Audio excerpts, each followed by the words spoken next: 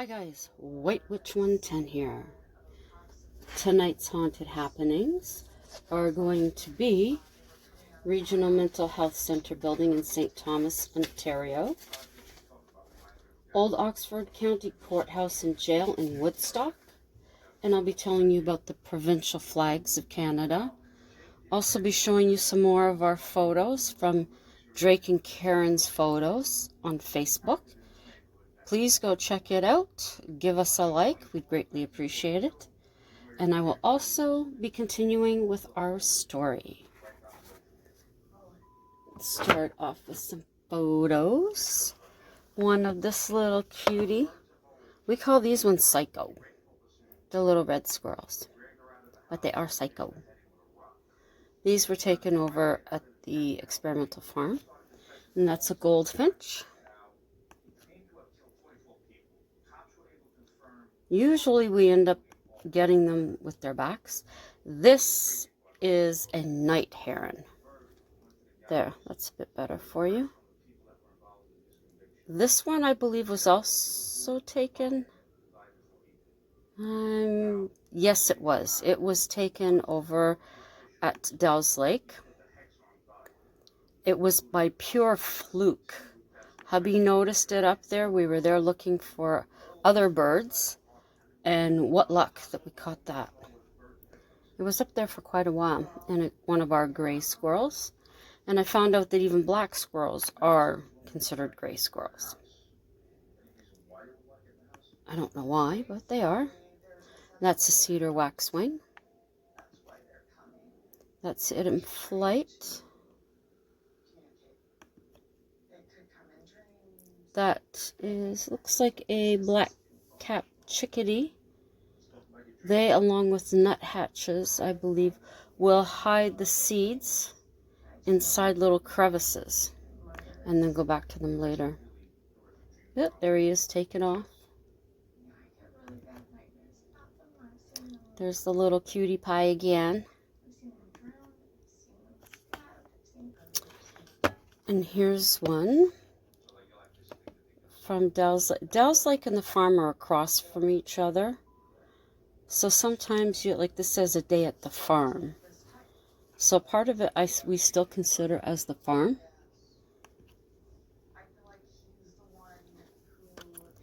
These are gorgeous trees, and in the spring it's absolutely beautiful.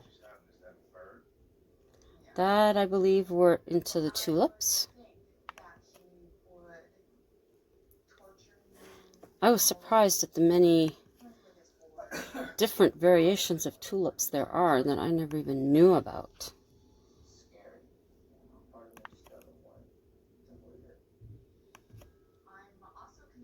And of course, these mushrooms I thought they were kind of cool. And apparently when I was taking the photos, someone passed by us and they couldn't understand, why is she taking pictures of it? Just look at that detail. Close-minded people. There's beauty in everything. Even something like this, there is. And then there's a bright spot in amongst all the brown. And some more. I like that one too. Some of these, I don't even see what they look like when I'm taking them. I'll just put my camera up and snap, so that some of them end up being a total surprise to me. Sometimes it's good. Sometimes it's not so good. These are beautiful. Those are some of the tulips that you'll see if you're here for the Tulip Festival in May. And hopefully we have good weather and everything goes along well. And here are a few that I changed to the grayscale. There's some stuff that I really just love the way it looks.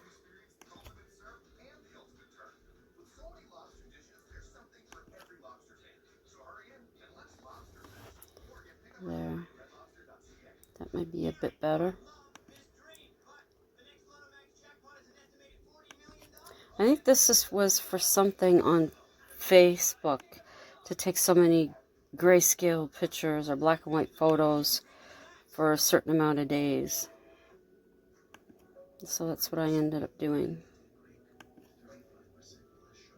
Oh, now we're back to another one of the great blue herons.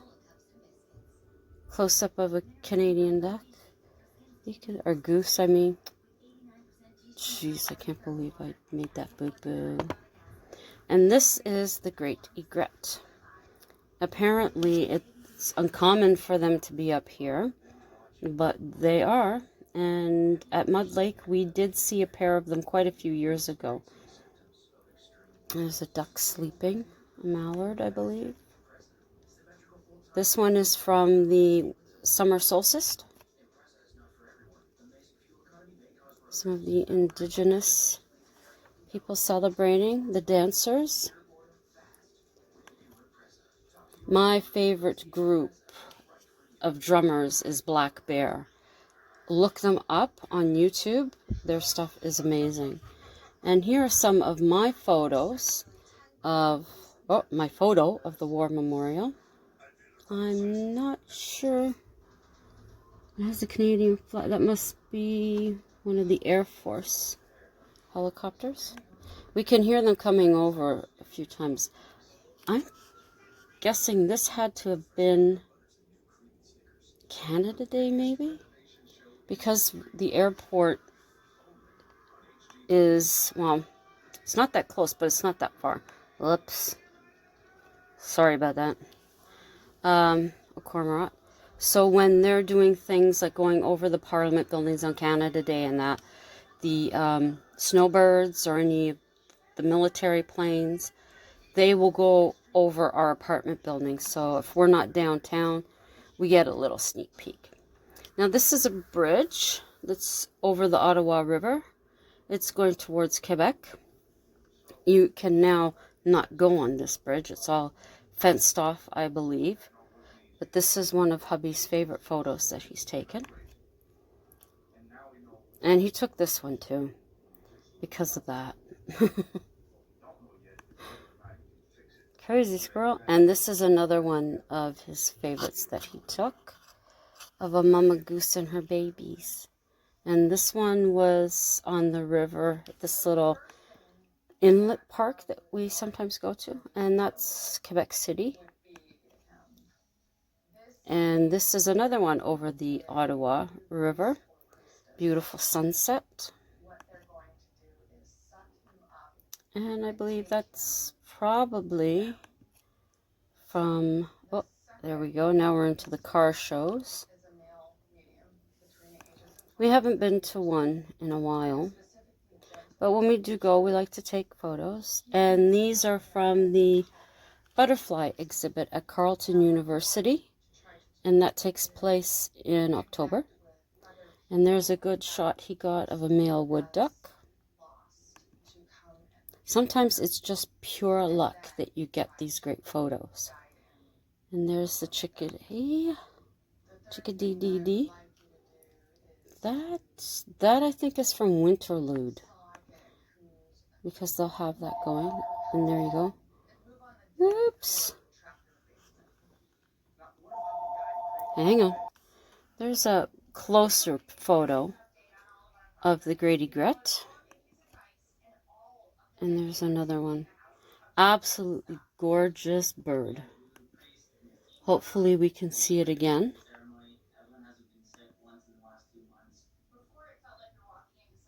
This guy was just over the other side from where the other one was. And there is my dandelion. And this is Longma from La Machine. When they were here in 2017. I think you've heard me speak about La Machine before. 2 years I watched their videos on YouTube. And I was so excited to know that they were coming here. That was all I cared about in 2017, was seeing Longma. And then, of course, they also had the spider here, which is Kumal. And it's been rumored that they're coming back. I'm not sure when. It would have been nice for this year, but you never know, they could surprise us. So I'm going to start off telling you about Regional Mental Health Center building in St. Thomas, Ontario. It was built in August 1937, and it was opened in April 1939 with 32 patients, and by that August they had 1,100. The greatest capacity it held was 2,400 patients. Now, Department of National Defense used the building and land as a training base for 60,000 Air Force personnel.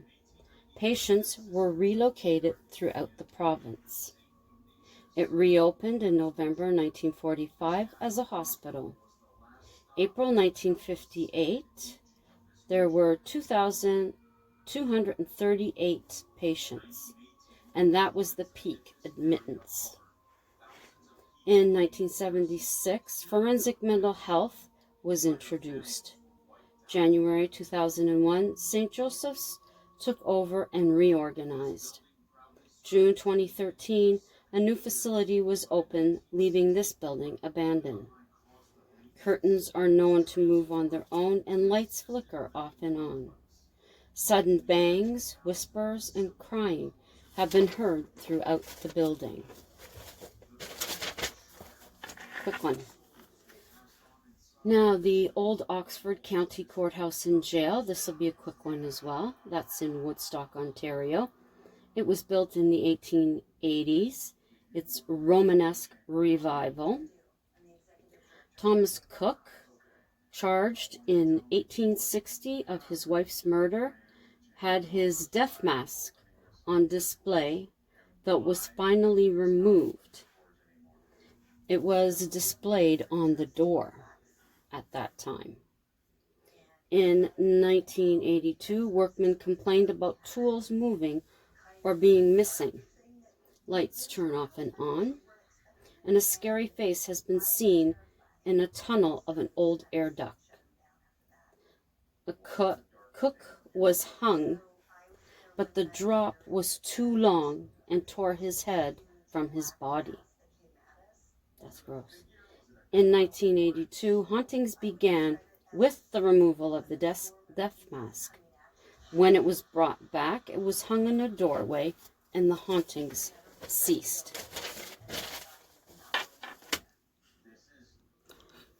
So these are the flags of the provinces and territories of Canada. The first one we're going to talk about is British Columbia. It was created in 1960.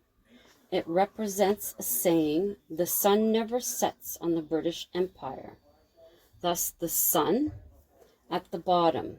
The blue waves represent the Pacific Ocean, and the Union Jack on top with the crown, of course, represents England. Now, Alberta, which is right here, their flag represents the landscape of this province. The St. George's Cross is a symbol of England. Saskatchewan is right here.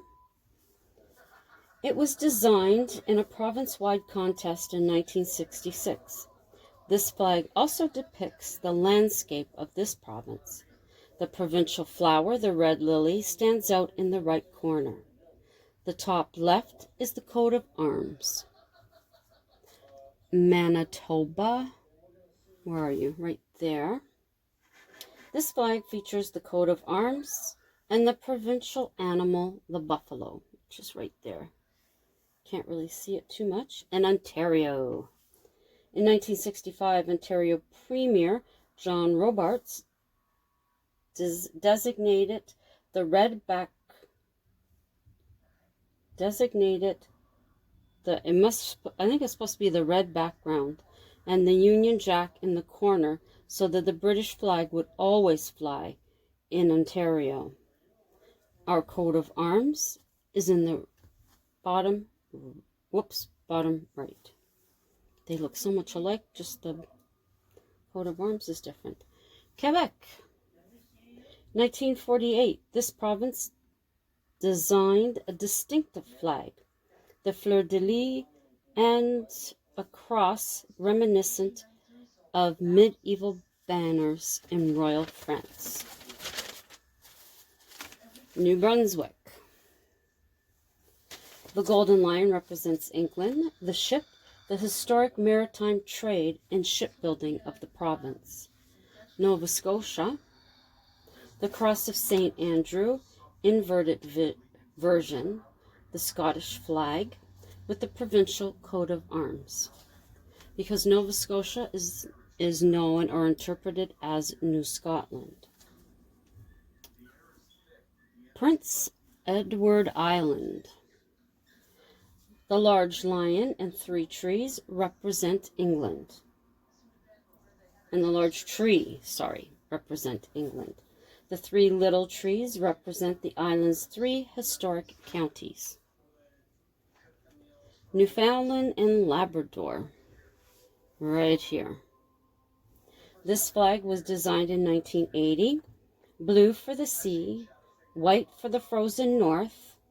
Other colors represent hope, pride, and forward thinking.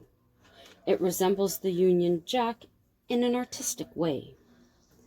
Northwest Territories. The blue bars represent this province's rivers, lakes, and ocean. The crest has the traditional northern animal, the white fox. That's his head right there. The Yukon, right here. Carries the coat of arms. Green bar represents the forest, and the blue, the rivers and lakes. Nunavut, which is this one right here, Canada's newest territory. This flag was designed by a local artist in 1999. The red Inukshuk, oh please forgive me if I got that wrong, Inukshuk is a traditional stone formation. In the top right corner, the North Star, another symbol of northern Canada. So there you have it. All of our flags right there. And this is Kumal. These are amazing. I'll bring you up so you can see. That is all wood. And under here is where the people sit, and I believe some of them up there. And I have video, another video on my, or a video on my channel for that.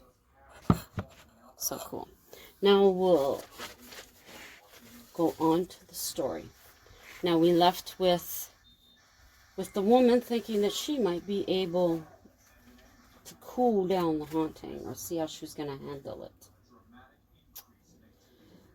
Okay, I thought this over in my head, speaking to the spirit. Maybe she would leave. I chose a Saturday afternoon. I know you're here. I've heard what happened. I can't imagine. Is that right? Hang on.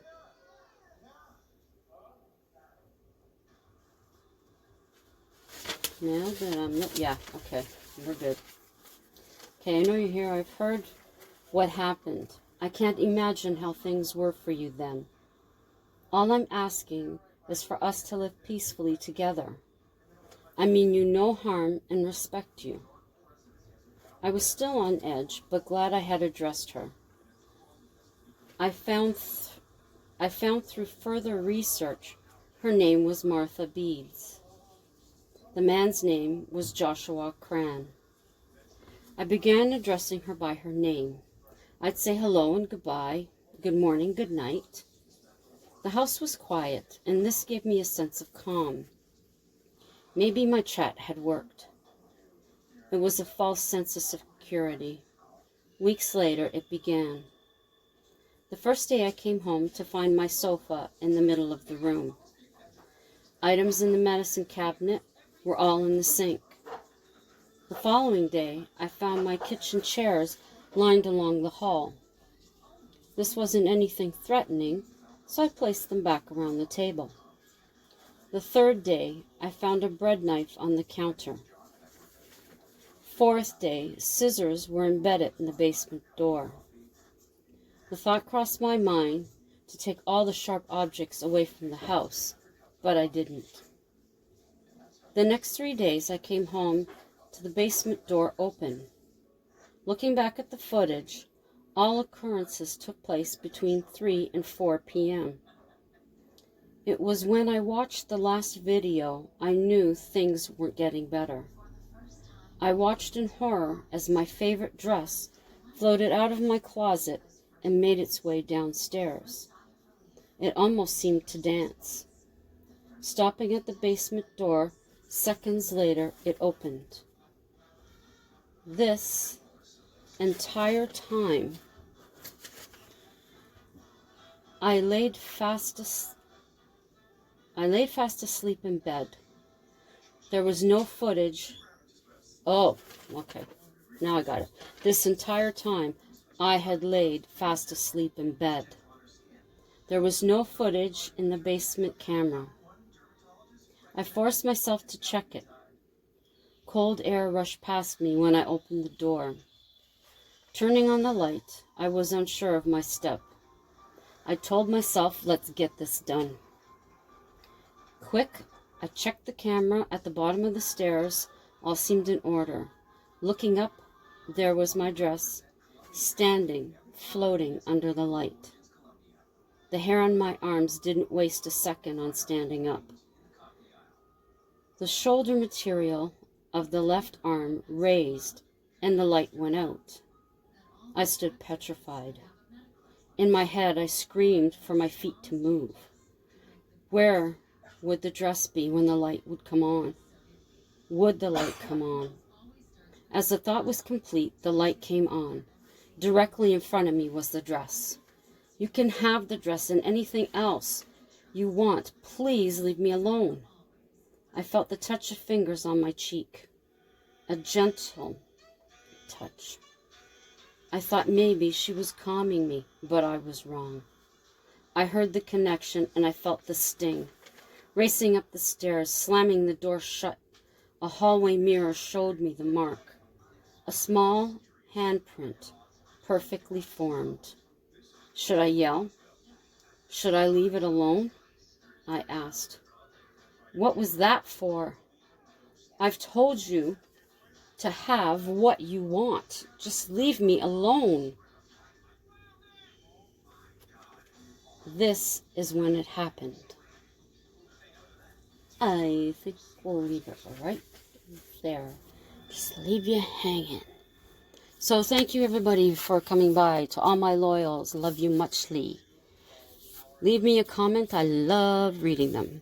If you're just passing through, look at my other videos. Check them out. Give them a thumbs up if you'd like to. Share them out if you'd like to. Leave me a comment. I will get back to you. Think about subscribing. If you do, hit that notification bell so you'll know when I upload. Tomorrow night will be the final installment of the story. And I hope it keeps you in suspense. I hope you enjoy it. And I'm already working on another one for the weekend. So far, I'm liking it. So anyways, my friends, family, thank you for coming by. Have a great rest of the evening. Have a fabulous Friday. And then until tomorrow night, as always, ciao for now.